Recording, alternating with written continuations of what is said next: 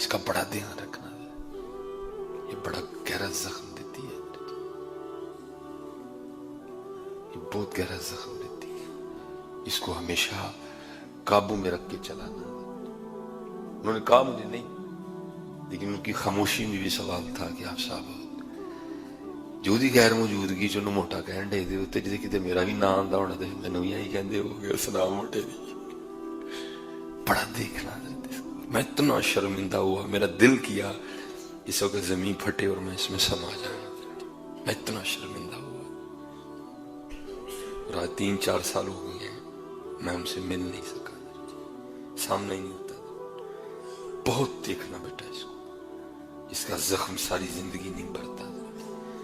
اور میں نے دیکھا ہے اپنے معاشرے میں کہ ہم حضرت اس کے استعمال میں بڑے غیر محتاط ہیں، جو منہ سے آئے حضرت جی کہہ دیا، جو زبان پہ چڑھا اس کو نکال دیا۔ اس لیے نبی علیہ السلام نے فرمایا وہ مسلمان ہے جس کے ہاتھ اور زبان سے دوسرے مسلمان محفوظ ہیں، وہ مسلمان ہے جس کی زبان اور ہاتھ سے دوسرے مسلمان محفوظ ہیں۔ محفوظ رہنے دو لوگوں کو اپنی زبانوں کے زخم سے، بڑی احتیاط کرنا ہے۔ جناب سیدنا صدیق اکبر رضی اللہ تعالیٰ عنہ کے لیے تواتر کے ساتھ کتابوں میں لکھا ہے آپ اپنے منہ میں پتھر رکھا کرتے تھے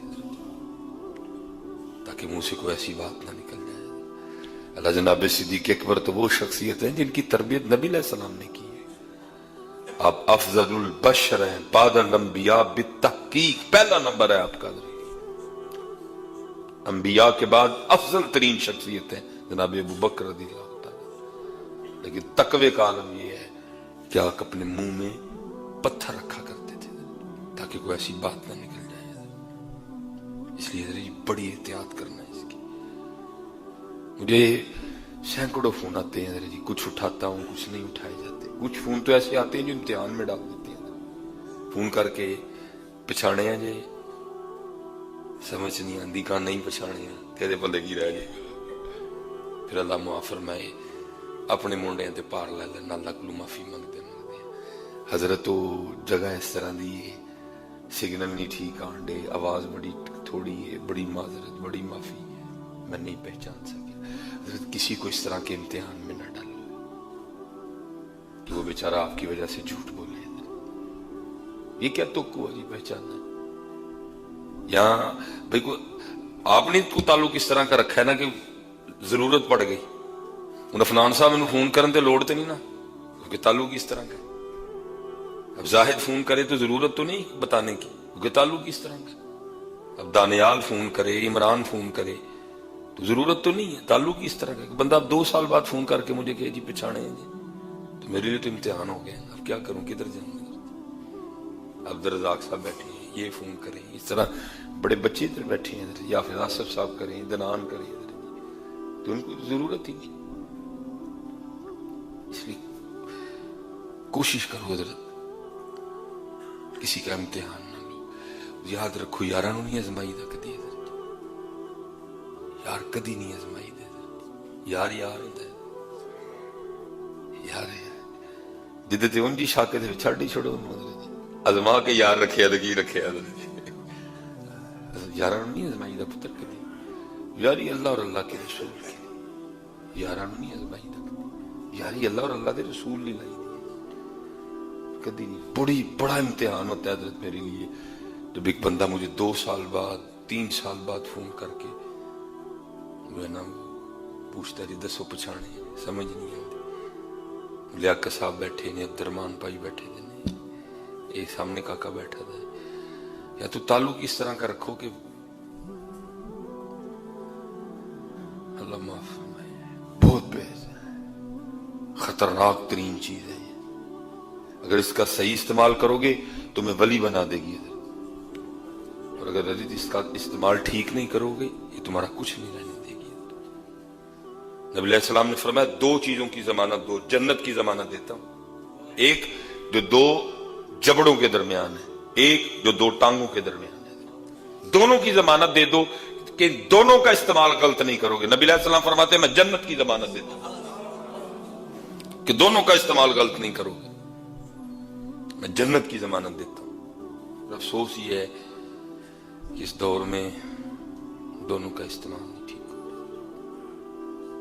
بولنے کے حوالے سے بھی بڑے غیر محتاط ہیں اور اس حوالے سے بھی قوم ایک عجیب راستے پہ چل نکلی ہے. اللہ سب پہ رحم فرمائے, اللہ سب پہ فضل فرمائے, اللہ سب پہ کرم فرمائے. پھر اس کی سزا کیا ہوگی؟ اس لیے جی بڑا تقریباً دل اس سے ٹوٹتے ہیں جب اس کا استعمال ٹھیک نہیں نہ کرتے, پھر بہت بہت کچھ ہوتا ہے. اس کی بڑی حفاظت کرنا, اس کی بہت حفاظت کرنا ہے. کوئی ایسا جملہ, کوئی ایسا فکرہ جو کسی کا دل توڑ دے نہیں. اسی لیے تو حضرت جی وہ والا جو اسلام ہے نا وہ بھی نظر نہیں آتا. اب اسلام ہے, محفلیں بہت بہت بڑی ہیں, بہت بہت کچھ ہو رہا ہے, لیکن وہ اسلام لکھا ہے محبوب علیہ السلام کے ایک صحابی تھے بڑے غریب. اب اس کا یہ مطلب تو نہیں ہے کہ غریب محبت نہیں کر سکتا, محبت کر سکتا ہے, اور ان کو بھی نبی علیہ السلام سے بڑی محبت تھی. اب انہوں نے دیکھنا کہ جو امیر صحابہ ہے نا وہ نبی علیہ السلام کی بارگاہ میں تحائف پیش کرتے تھے. کسی نے آتے ہوئے کھجوروں کی ٹوکری لے آنی, کوئی آیا تو وہ اپنے علاقے سے انجیر لے کے حاضر ہوئے, کسی نے آنا تو اس نے شہد لے آنا. اب وہ تھے بڑے غریب. اب دل ان کا بھی چاہتا تھا کہ میں بھی اللہ کے رسول علیہ السلام کی بارگاہ میں کوئی تحفہ پیش کروں. پہلے تو یہ تھا کہ تحفہ پیش کیا کروں.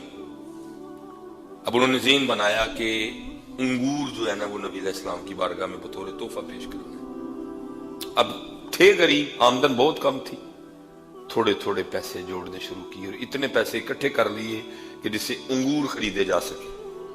بازار گئے, انگور خریدے. اب کیونکہ پیش کر رہے تھے نبی علیہ السلام کی بارگاہ میں, تو جس کو ہم اپنی پنجابی میں کہتے ہیں نا کہ جھوٹے نہیں کرنے ہیں, انہوں نے چیک نہیں کیے کہ انگور میٹھے بھی ہیں کہ نہیں ہیں. نبی علیہ السلام کے لیے تھے, انگور خرید لیے انہوں نے. نبی علیہ السلام اس وقت مسجد نبوی شریف میں جلوہ گر تھے, صحابہ حاضر خدمت تھے.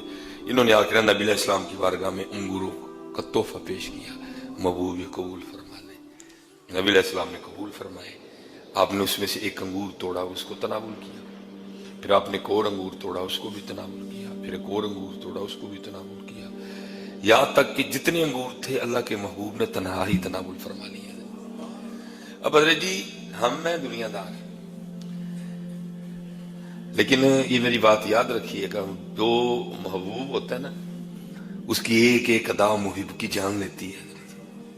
سامنے حضور کے محب بیٹھے تھے, عاشق بیٹھے تھے سارے, ان کی جان نکل رہی تھی. کیونکہ نبی علیہ السلام کا طریقہ مبارک یہ نہیں تھا کہ کسی چیز کو تنہا تناول کرنا یا تنہا نوش کرنا. آپ کا طریقہ مبارک تھا, آپ اپنے صحابہ میں چیز کو بانٹا کرتے تھے. چیز تھوڑی بھی ہونی نا, یہ حضور نبی علیہ السلام کے جو ہے نا آپ کی برکت ہوتی تھی کہ تھوڑی بھی کئی ہزار صحابہ کو کفایت کر جایا کرتی تھی. تھوڑے ایک پیالہ دودھ کا ہونا, نبی علیہ السلام نے پہلے خود اس میں سے تھوڑا سا نوش کرنا, پھر اس نے چلنا, کئی 100 صحابہ نے پی جانا. کم ہونا تو دور کی بات, دودھ اتنے کا اتنا ہی رہنا. اب صحابہ دیکھ رہے ہیں کہ نبی علیہ السلام جو انگور نہیں عطا فرما رہے, سب دیکھ رہے ہیں انگور بھی وہ ہیں, گچھا بھی وہ ہے جس نے حضور نبی علیہ السلام کے دستے مبارک کو چوما ہے. اس میں سے کئی انگور ایسے ہیں جنہوں نے حضور کی انگلیوں کو چوما ہے, ان میں برکت آ گئی ہوئی ہے. اب سب سے آواز لگائے بیٹھے ہیں کہ کچھ ہمیں بھی ملے گا اس میں سے, کچھ اس میں سے ہمیں بھی ملے گا. لیکن کیا ہے, نبی علیہ السلام نے سارے انگور تناول کر دیے. وہ صحابی بڑے خوش ہوئے, کیسا تحفہ قبول ہوا. قبول بھی فرمایا, پھر سارے انگور کھائے بھی اکیلے ہی. اتنے پسند آئے محبوب کو میرے انگور, کسی کو نہیں دیے, اکیلے کھائے میرے انگور سارے کے سارے. وہ اجازت دے کے چلے گئے. اب جو صحابہ تھے وہ عرض کرتے ہیں محبوب کوئی خطا ہو گئی ہے؟ فرمایا نہیں. عرض کی محبوب پہلے کبھی اس طرح نہیں ہوا, کوئی چیز آئی ہو تو محبوب نے غلاموں کو عطا نہ فرمائی ہو. آج پہلی بار اس طرح ہوا ہے کہ سارے کے سارے انگور آپ نے تناول کر دی. ہم تو گھبرا گئے, کہیں اللہ کا رسول ہم سے ناراض تو نہیں ہو گئے, کہیں اللہ اور اللہ کا رسول ہم سے ناراض تو نہیں ہو گئے.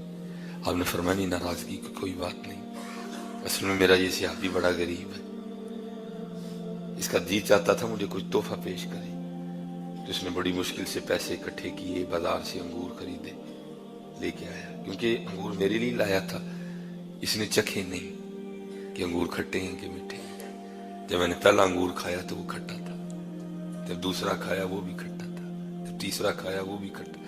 میں سمجھ گیا اب سارے انگور کھٹے ہیں۔ تمہیں اس لیے نہیں دیے، اگر تمہیں دیتا تو ہو سکتا ہے کھاتے ہوئے تمہارے چہروں کے زاویے بدلتے، یا تم میں سے کوئی بول ہی پڑتا ہوئے کھٹے انگور لائے ہیں، وہ تو دل ٹوٹ جانا ہے، اس کا تو دل ٹوٹ جانا تھا۔ میں نے صرف اس کا دل رکھنے کے لیے سارے کھٹے انگور تنہا ہی تناول کر لیے۔ وہ نبیوں میں رحمت لقب پانے والا۔ اب ہمارے بچے بدتمیز ہیں، اور ہم پتہ کہ نہیں بولڈ نے بڑے بدتمیز ہیں، کوئی ادب لحاظ نہیں ہے ہمارے بچوں کو، اور ہم بڑے خوش ہیں۔ یہ تھا، یہ ہے نبی علیہ السلام کا اسلام۔